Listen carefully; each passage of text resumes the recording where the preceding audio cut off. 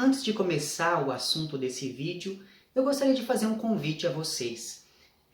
Todo mês de outubro, geralmente, o pessoal aqui que fala sobre livros no YouTube, e não apenas no YouTube, eu já vi esse movimento se espraiando também, por exemplo, para o Instagram, e até mesmo algumas contas do Twitter acabam, enfim, adotando essa postura, digamos. Mas o caso é que a comunidade literária da internet, geralmente, ao longo do mês de outubro, faz algumas leituras relacionadas à literatura de terror e de horror. E daí, pensando nisso, no ano passado eu fiz um vídeo indicando 13 contos e textos, de maneira geral, com essa temática para vocês. Esse ano eu pretendo fazer essa mesma coisa, mas eu resolvi, enfim, testar uma espécie de projeto novo por aqui. Porque a maioria das pessoas que eu conheço, e talvez isso seja um vício do meu círculo social, a maioria das pessoas que eu conheço tem alguma história envolvendo algum tipo de visagem, algum tipo de assombração ou coisa parecida, e isso é uma coisa que sempre me atraiu bastante, por mais que eu seja muito incrédulo em relação a tudo isso. E daí, pensando nessa coincidência de conhecer várias pessoas que tiveram algum contato com algo que é supostamente da ordem do sobrenatural, eu resolvi propor o seguinte a vocês. Até o dia 30 de setembro, vocês enviem lá no meu e-mail, que eu sempre deixo lá embaixo no link, no box de descrição de cada vídeo. Mas enfim, eu vou deixar meu e-mail lá certinho, e daí vocês me mandem para esse e-mail os causos que já aconteceram com vocês, com seus avós, com seus tios, com seus pais, enfim, causos curiosos que você conhece, que são famosos na sua cidade, enfim. E daí o que eu vou fazer é o seguinte: eu vou selecionar alguns dos causos que eu receber. Se eu receber muitos, se eu receber poucos, eu leio aqueles que eu receber mesmo. E daí, no mês de outubro, ao invés de vir aqui falar um pouquinho sobre a obra do Edgar Allan Poe e etc, etc, etc, eu vou dar preferência a essa literatura oral que por vezes acaba se perdendo por aí. Não que o meu vídeo vá preservar alguma coisa, mas ainda assim fica o registro de uma história que às vezes aconteceu com você ou com um familiar seu, você acha muito curiosa, e daí você me manda. E para incentivá-las e incentivá-los a participar disso, eu estou pensando inclusive em fazer uma espécie de concurso cultural. Então eu vou sempre deixar em todos esses vídeos que eu for gravando, contando esses causos, eu vou deixar lá embaixo o link para um formulário, e daí as pessoas que assistirem ao vídeo vão votar na história que, enfim, foi mais aterrorizante ou que deixou mais pensativo, esse tipo de coisa. E daí o vencedor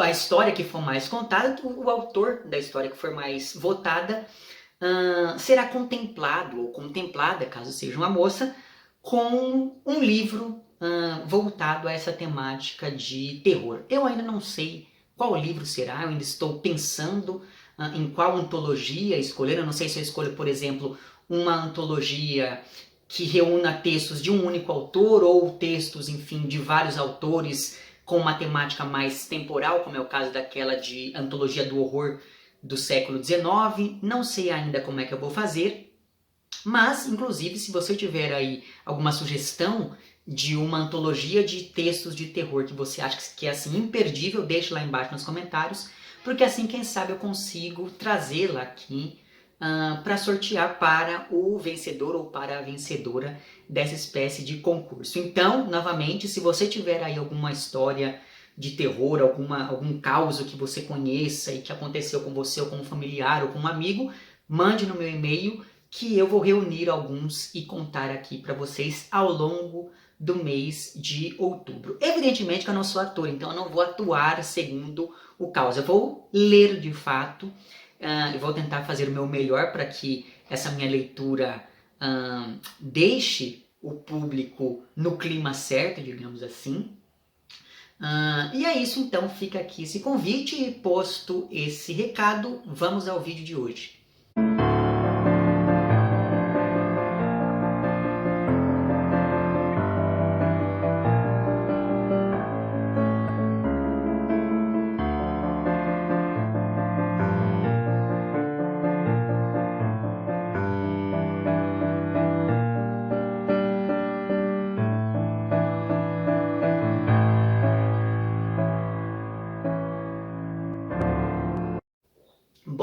esse é mais um daqueles vídeos com indicações de 13 alguma coisa que eu sempre faço aqui para vocês.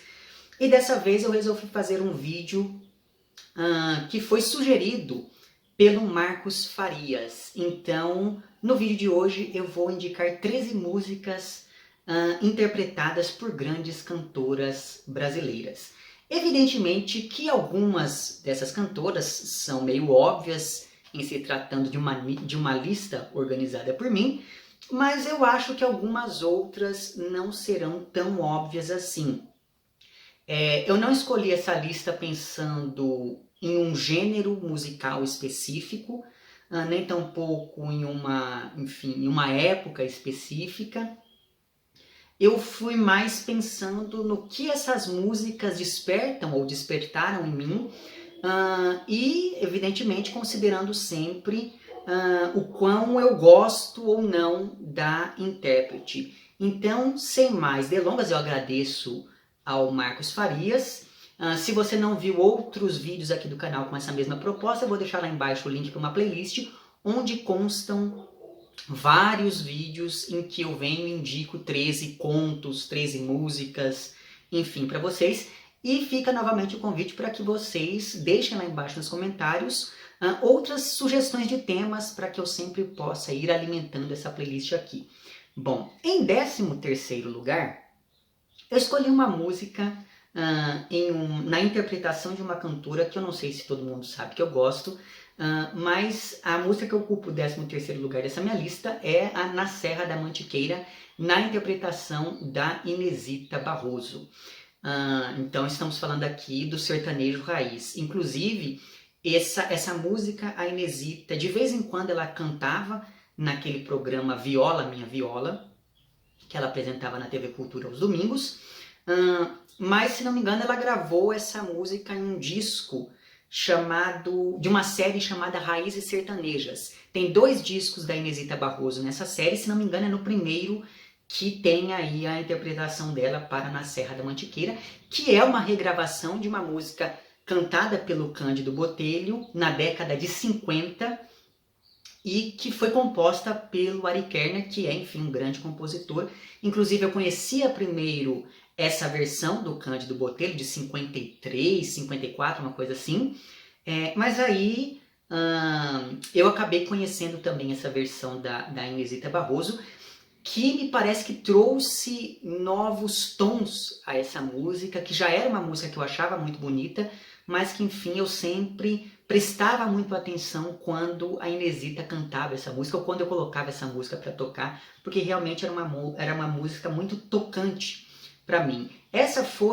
Principalmente porque essa foi uma das primeiras músicas que eu ouvia para prestar atenção na letra, porque a música ela conta a história de uma senhora cujo filho foi para a guerra. E eu me lembro que eu ficava muito triste ouvindo essa música, mas ao mesmo tempo eu adorava ficar ali repetindo várias vezes aquela história que me deixava tão cabisbaixo em certo sentido.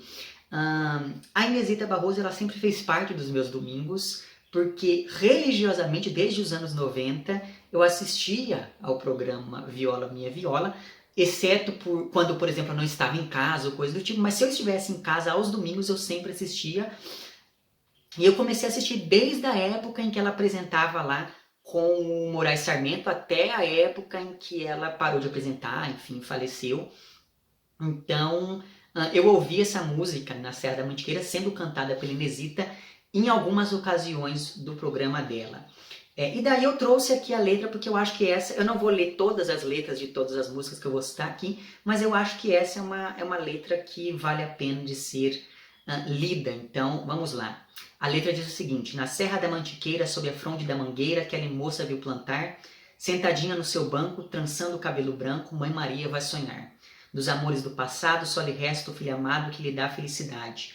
Ele é todo o seu encanto, sua vida, o fruto santo da longínqua mocidade. E nas nuvens que correndo vão no céu aparecendo para no ocaso descansar, ela vê os belos dias de venturas e alegrias que jamais hão de voltar. Eis porém que veio a guerra abalando toda a serra com o rugido do canhão. E a velhinha amargurada viu seu filho cair na estrada e se sumir num batalhão. segurando num rosário, no seu banco solitário, Mãe Maria reza agora, pede a Deus ardentemente que lhe mande o filho ausente que já tanto se demora. E numa tarde ao sol poente, ela escuta de repente a voz meiga do rapaz, que lhe diz tal como em vida, muito em breve, mãe querida, lá no céu me encontrarás. Então, eu devia ter sei lá quantos anos quando eu ouvi essa música pela primeira vez, e aquilo era uma coisa assim que eu ficava chocado, porque o rapaz, né, é a alma do rapaz que volta ali no final para falar com a mãe, e eu ficava ao mesmo tempo triste porque o rapaz morreu, mas também muito assustado com essa história do espírito. Então eu me lembro que quando morria alguém eu ficava pensando que essa pessoa não volte para falar, mas em breve você vai me encontrar no céu. Enfim, então em 13º lugar fica aqui essa música da Inesita Barroso. Em 12º eu coloquei uma música chamada Lembra, na interpretação da Dalva de Oliveira.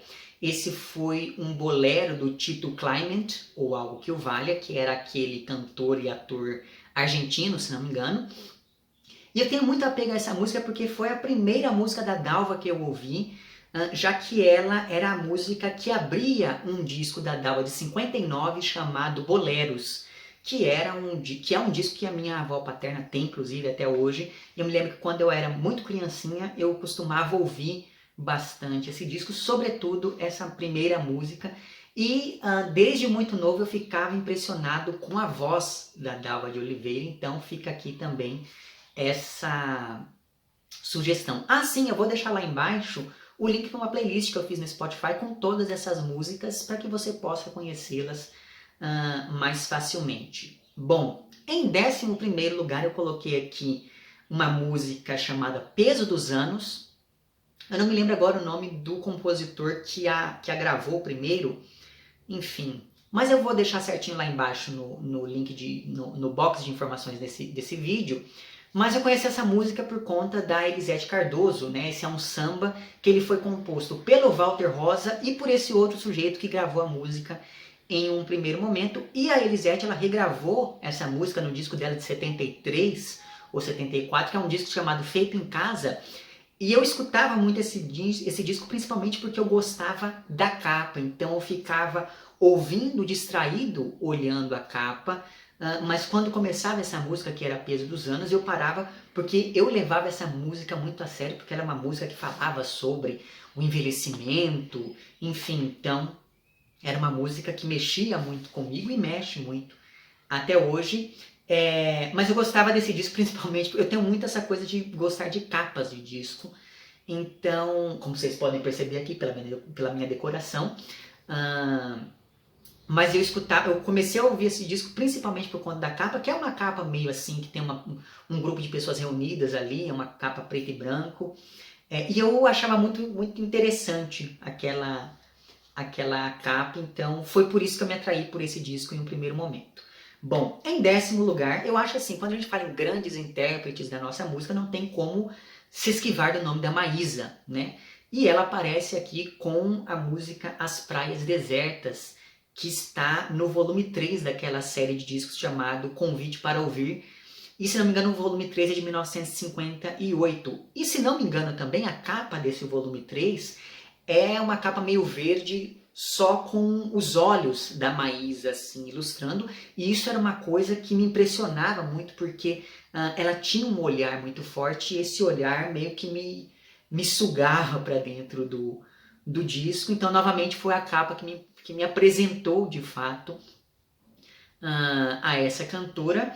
E eu lembro que eu gostava muito dessa música porque eu tinha a impressão de que a Maísa estava cantando de fato em um lugar deserto, já que a voz dela ficava ecoando entre os versos, e eu achava esse efeito muito impressionante. Então eu lembro que uma vez, olha para vocês verem, né, que tem sonho que marca a gente. Eu sempre tive sonhos muito estranhos. Mas teve uma vez que eu escutei essa música antes de dormir, e daí depois eu sonhei que a Maísa estava presa dentro, eu devia ter assim uns 7 anos, eu sonhei que a Maísa estava presa dentro do rádio, e daí ela cantava e ecoava porque dentro do rádio era vazio. Olha só a cabeça de uma criança, né? Enfim, então fica aqui a sugestão dessa música da Maísa também. Todo mundo pensa lá no Meu Mundo Caiu, mas eu acho essa música muito chata, não sei se é porque eu escutei ela várias vezes, Mas fica aqui a minha sugestão de As Praias Desertas, que é uma música, inclusive, que foi regravada pela Maria Bethânia. Eu não me lembro agora se foi no Mar de Sofia ou se foi no Pirata, mas eu lembro que ela incluiu essa música no repertório do Dentro do Mar Tem Rio, que é um show muito especial para mim, da Bethânia. Então foi lá que eu recuperei toda essa memória e desde então, eventualmente, eu ouço essa música com certa regularidade. Bom, em nono lugar eu coloquei uma música de uma cantora um pouco mais recente, que é a Adriana Calcanhoto, que aparece aqui com Onde Andarás, que é uma música que ela regravou no disco Maré, que é de 2008. E até então eu não ligava muito para a música da Adriana Calcanhoto. Eu não sei exatamente porquê, mas assim eu escutava. Eu lembro que tinha aquela rádio, era Nova Brasil FM, se não me engano, e de vez em quando tocava alguma coisa da Adriana Calcanhoto, mas eu não levava aquilo muito a sério. Mas aí, quando eu escutei o Maré, que é esse disco dela de 2008, e vi que lá constava Onde Andarás, eu fiquei encantado, né, quando eu ouvi essa regravação. Essa é uma música do Caetano Veloso com o Ferreira Goulart, então eu já conhecia há bastante tempo, e desde então eu acho que a regravação da Adriana é a melhor que eu já ouvi para essa música, não só por conta do arranjo, que é um arranjo do qual eu gosto bastante, mas também porque eu acho que a voz dela tem uma leveza que acrescenta muito a música, então deixa a música de uma maneira um pouco mais interessante. Então fica aqui a recomendação. É claro, a versão do Caetano Veloso é incrível, que está lá no disco Tropicalista dele, mas para mim essa da Adriana tem um peso um pouco especial. Em oitavo lugar eu coloquei também uma música mais recente, quer dizer, mais recente, pero não mútil, que é Os Dentes Brancos do Mundo, da Zélia Duncan. Essa é uma música que eu ouvi primeiro naquele disco ao vivo dela, não lembro se é de 2010 ou de 2011, que é o Pelo Sabor do Gesto em Cena, né? Que é, enfim, a turnê do disco Pelo Sabor do Gesto. E essa música, Os Dentes Brancos do Mundo, foi a música que me fez voltar a ouvir a Zélia, porque como eu ouvi Catedral muitas vezes, e quem aí se lembra do fenômeno da coqueluche que foi Catedral, aquela música tocava muito, e daí eu fiquei meio enjoado, né? Eu fiquei muito tempo sem escutar nada da Zélia Duncan, até que eu me deparei com Os Dentes Brancos do Mundo, e daí eu fui prestar um pouco mais de atenção também na obra dela. Aí, em sétimo lugar, eu volto para uma música lá dos anos 80, que é o Fugaz, da Marina Lima. Né? Essa é uma típica música dos anos 80, que eu adoro, diga-se de passagem. Eu não digo isso em tom de crítica. Eu me lembro que o meu pai tinha esse disco, que é aquele disco de 84, que tem uma capa meio roxa, ou algo parecido. Então eu ouvia muito esse disco quando eu ia à casa do meu pai, principalmente por conta dessa música que é Fugaz, que foi também a música que me apresentou, digamos assim, a Marina Lima, que até então para mim era só mais uma daquelas participantes do Mulher 80 da Globo. Né? Eu não assisti Mulher 80 quando passou, tá gente? Não sou tão velha assim. Mas eu me lembro que alguém, eu não me lembro se foi minha mãe, se foi meu pai, sei lá eu quem, se foi alguma tia, gravou esse especial, que era um especial que tinha várias cantoras, Maria Bethânia, Gal Costa, Marina Lima. Então até então a Marina para mim era só mais uma pessoa que tinha participado desse especial, até que eu ouvi Fugaz e daí eu comecei a prestar mais atenção àquilo que ela estava cantando. Aí, em sexto lugar, eu coloquei aqui uma música da Rita Lee, né, que é também uma das grandes vozes da nossa... Não diria uma das grandes vozes quando a gente pensa em potência vocal, mas em importância de fato, né? Enfim, essa música da Rita Lee que eu coloquei é o Coisas da Vida. Eu conheci essa música, claro, pelo acústico, de 98, mas depois eu fui atrás da versão em estúdio que está lá no Entradas e Bandeiras, que é um disco de 1976 e que, diga-se de passagem, foi o terceiro disco que a Rita gravou com a banda Tutti Frutti.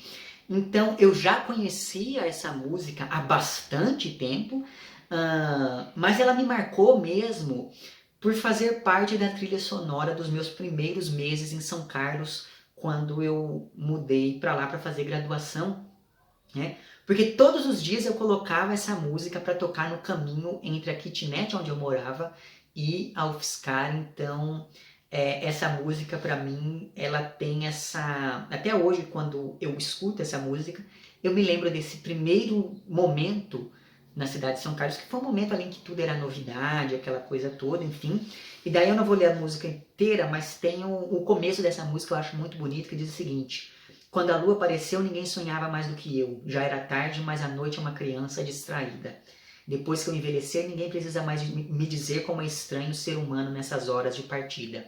Então, enfim, eu acho que essa música, principalmente esse começo, casou muito com aquilo que eu sentia naquele momento, estando morando sozinho em uma cidade desconhecida, onde eu não conhecia ninguém. Enfim, então foi realmente uma experiência muito interessante ter essa música me acompanhando nesse primeiro momento.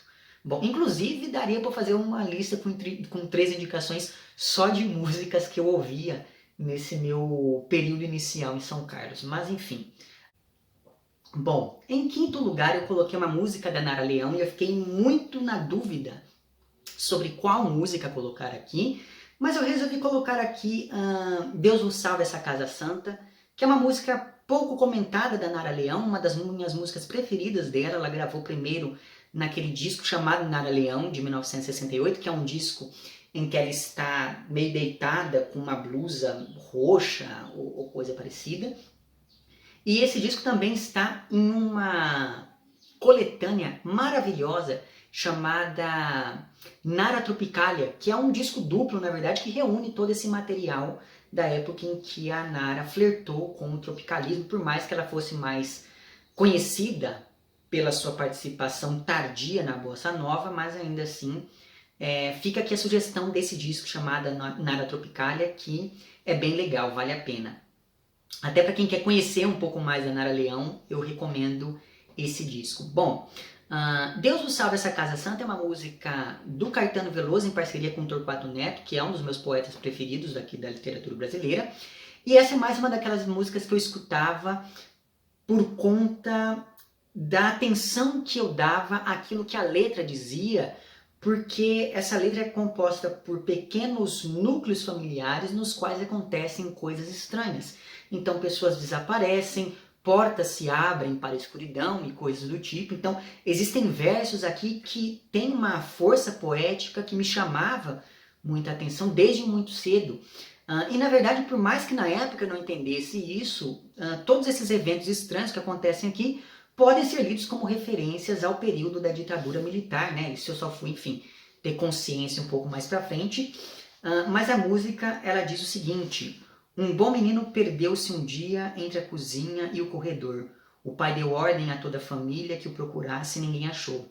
A mãe deu ordem a toda a polícia que o perseguisse e ninguém achou.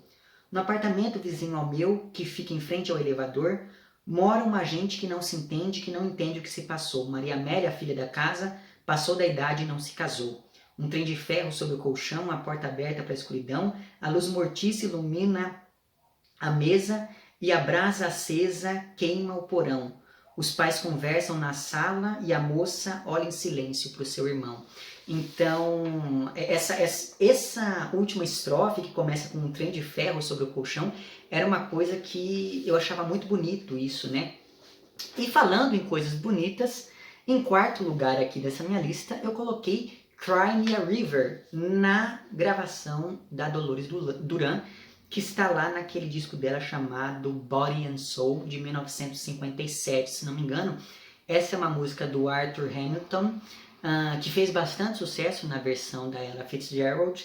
E diga-se de passagem, a gravação da Dolores não deve nada à original. Digo mais, eu até prefiro a gravação da Dolores Duran. Esse disco, Body and Soul, ele foi o primeiro que eu ouvi, que era cantado em mais de um idioma, e eu achava isso maravilhoso, além, é claro, de achar a voz da Dolores uma das mais bonitas da nossa música, né? Pena que ela morreu tão nova, né? Aos 29 anos, se não me engano, e de um jeito tão trágico, então, enfim. Mas isso da morte dela eu fiquei sabendo depois, mas o caso é que desde que eu ouvi essa gravação de Cry Me a River, eu fiquei muito impressionado. Então esse Body and Soul foi um disco que eu fiquei sempre reescutando, e até hoje de vez em quando eu volto a ele porque realmente vale muito a pena. Bom, aí em terceiro lugar eu coloquei uma música da Ângela Rorô que se chama Escândalo. Mais uma vez uma composição do Caetano Veloso, que fez essa música especialmente para a Ângela, que na época estava passando ali por vários escândalos na carreira. Tanto que a capa do disco, né, que se chama Escândalo, que é um disco de 1981, é o terceiro da carreira dela, a capa desse disco, ela faz alusão a uma capa de jornal, porque a mídia estava massacrando a Ângela, principalmente depois que ela foi acusada de ter agredido a Zizi Posse, enfim, daí depois teve um rolo também com a polícia. Foi uma... E na época a Ângela namorava a Zizi Posse, então o fato de ser lésbica e ter se assumido publicamente desde muito cedo acabou fazendo com que a Ângela sempre se envolvesse em escândalos de toda a natureza, né? Principalmente por conta de como a mídia a tratava. Então a capa desse disco parece a capa de um jornal exatamente por conta disso, e é uma crítica também nessa coisa toda do escândalo midiático e coisas do tipo. Até hoje essa história da Ângela ter ou não batido na Zizi Posse fica muito mal contada, mas de todo modo fica aqui o registro dessa que foi uma das músicas que eu mais ouvi quando eu tinha ali uns 11, 12 anos e ia para casa da minha mãe. E essa música ela tem um verso que me parece o mais adequado possível a Ângela, que é quando ela diz: "O grande escândalo sou eu". Então fica aqui a recomendação. A Ângela Rorô, eu não sei se por conta desses escândalos do passado, mas para mim ela é uma das grandes intérpretes, uma das grandes compositoras da nossa música, mas ela não é reconhecida, tão reconhecida quanto algumas outras, né? Então, enfim, fica aqui o convite não apenas para que você escute essa música, mas para que você prestigie a obra da Ângela, que sempre vale a pena. Em segundo lugar, todo mundo que me conhece já sabe que eu não poderia fazer essa lista sem falar da Maria Bethânia, né? Em segundo lugar, eu coloquei Janelas Abertas, número 2, que é uma música que está naquele disco ali de baixo, que é o A Tua Presença, de 1971.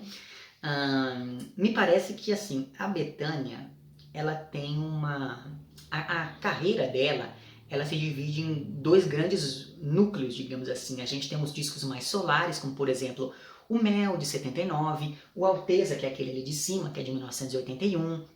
Mais recentemente a gente tem o Brasileirinho, de 2003, enfim. Então, existem esses discos que são mais solares, e me parece que A Tua Presença inaugura uma série de discos mais noturnos, digamos assim, da Bethânia, e que depois desse disco viria, por exemplo, lá o Drama, que é de 72, o Pássaro da Manhã, que é de 1977, o Álibi, que é de 1978, enfim. Então, me parece que esse disco aqui, ele acaba mostrando esse novo caminho para a obra da Bethânia. E Janelas Abertas, que foi composta pelo Caetano Veloso em Londres durante o exílio, ela abre o disco e já estabelece desde o início uma atmosfera meio densa, pesada, tanto que eu costumo dizer que esse é um disco cheio de neblina.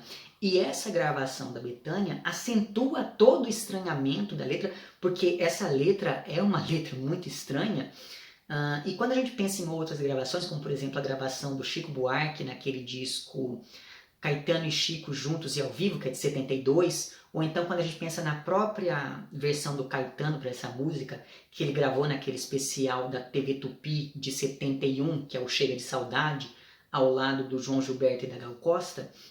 Mas enfim, nessas outras versões a música perde um pouco da força que a Bethânia imprimiu nessa sua gravação, exatamente por conta desse estranhamento que existe entre o arranjo e mesmo assim a produção. Então a voz da Bethânia fica meio ecoando também, e a letra, esse estranhamento sonoro se casa muito bem com o estranhamento da letra, que diz o seguinte: sim, eu poderia abrir as portas que dão para dentro, percorrer correndo corredores em silêncio, perder as paredes aparentes do edifício, penetrar no labirinto, um labirinto de labirintos dentro do apartamento.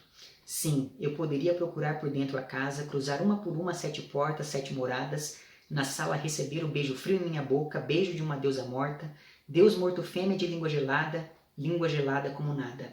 Sim, eu poderia em cada quarto rever a mobília e em cada um matar um membro da família, até que a plenitude e a morte coincidisse um dia, o que aconteceria de qualquer jeito. Mas eu prefiro abrir as janelas para que entrem todos os insetos. Essa era uma música que eu achava assim muito estranha, né, por conta dessa letra, eu não entendia muito bem o que estava acontecendo ali.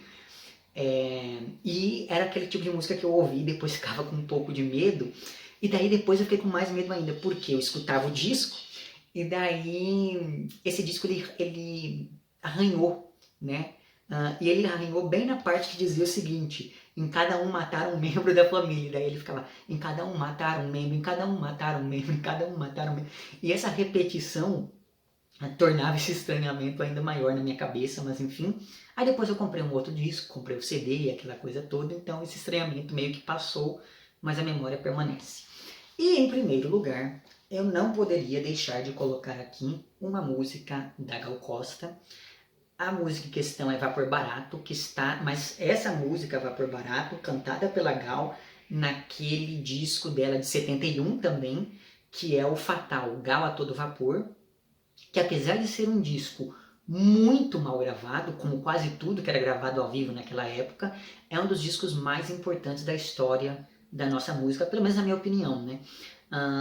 Essa música, Vapor Barato, ela é do Jades Macalé em parceria com o Ali Salomão, que, diga-se de passagem, era o diretor dessa turnê da Gal que aconteceu lá no Teatro Teresa Raquel, no Rio de Janeiro, e que deu origem a esse disco que é o Fatal, Gal a Todo Vapor, que é um disco duplo bem legal, apesar da péssima qualidade da gravação. Enfim, essa música, Vapor Barato, ela encerra o lado B do primeiro disco, e a interpretação da Gal nessa gravação é uma das coisas mais potentes e mais treslocadas que eu já ouvi na nossa MPB. Então, se você nunca ouviu essa música nessa gravação, eu sugiro que você faça isso, porque é aquela música que muda um pouco o modo como a gente se relaciona com música, ou pelo menos foi isso que aconteceu comigo desde a primeira vez que eu ouvi. Enfim, essas foram as minhas 13 indicações da vez. Mais uma vez eu agradeço imensamente, não só digamos assim, pela oportunidade de fazer o vídeo, mas também pela oportunidade de escutar novamente todas essas músicas, né? Então fica aqui o meu agradecimento novamente ao Marcos Farias, que foi quem me fez essa sugestão, certo? E deixe lá embaixo também nos comentários quais são as 13 músicas que você indicaria como sendo as mais potentes ou as que você prefere das músicas gravadas por grandes cantoras do Brasil. Não precisa ser necessariamente de MPB, enfim, então aí você pode brincar como quiser, certo? É isso então, vemo-nos nos próximos vídeos e um amplexo.